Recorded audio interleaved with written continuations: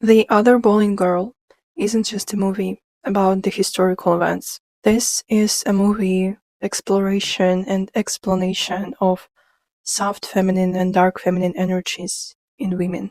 This video essay will help you to understand these energies in you, in other women, and will give you your own revelations about this topic. The first thing we'll discuss will be about plot, and if you haven't seen this movie, there will be spoilers.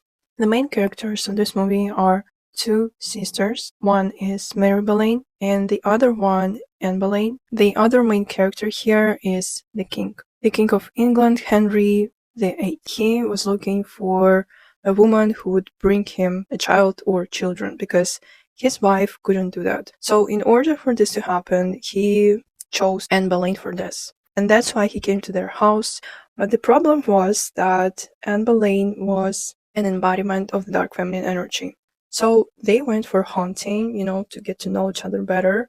But Ann Boleyn was a really independent girl. And instead of being, submissive, because this type of man with the king archetype, they really need women to be, with soft features, soft behavior, and she was lacking it. She was, fighting him even during this situation. When she needed to surrender to him, she didn't do so. And of course, this king, he didn't like it, and he didn't like Anna after this situation and after all this time. Because we'll talk about her later when I'll talk more about the dark feminine energy, how she developed this energy, and the development of their relationship as well. So now we'll dive more into the soft feminine energy, into the other sister, Mary Boleyn. And Mary Boleyn was the opposite. She had this, soft feminine archetypes like the lover, the maiden. She was really obedient. She was really submissive. She really let a man to lead. And even though she was in a marriage when she met a king, he liked her and he invited her to his kingdom because he chose her for the goal he set for himself. And let's dive even deeper into the advantages and disadvantages of the soft feminine energy. The first thing that I want to mention is that they're naturally soft physically too. She had the soft features all over her face, soft lips, soft facial structure, and the blonde hair. Usually women who have soft feminine energy as the leading one, they have the same physical features. The first thing that happened with her and the king is that, yes, there was this attraction because women with the leading energy like this, they easily attract men, especially men with the powerful masculine energy, the king archetype, the warrior archetype, for example. But the attraction isn't enough. Why? Because Mary was lacking the masculine energy in her. She was like too obedient, she was too submissive, too passive, too agreeable. And when she accomplished the king's goal, she gave him a child, he just got rid of her. Because again, she was lacking, this internal leadership, internal power, and the power comes from the masculine side, the masculine energy. And now let's dive into the dark feminine energy through Ann Boleyn character. So Ann Boleyn married secretly a man she shouldn't marry. And this made her family really, really angry. So therefore, they sent her to France, to learn how to behave, how to be more feminine, how to be more submissive, and so on.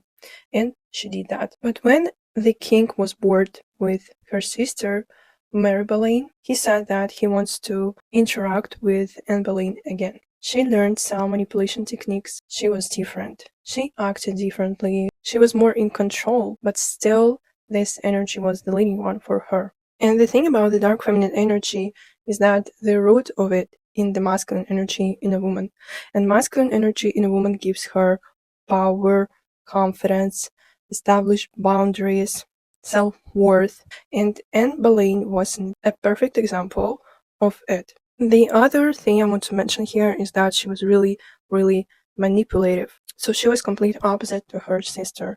And that's why she had not only the positive aspects of the dark feminine energy in her, but also negative aspects as well.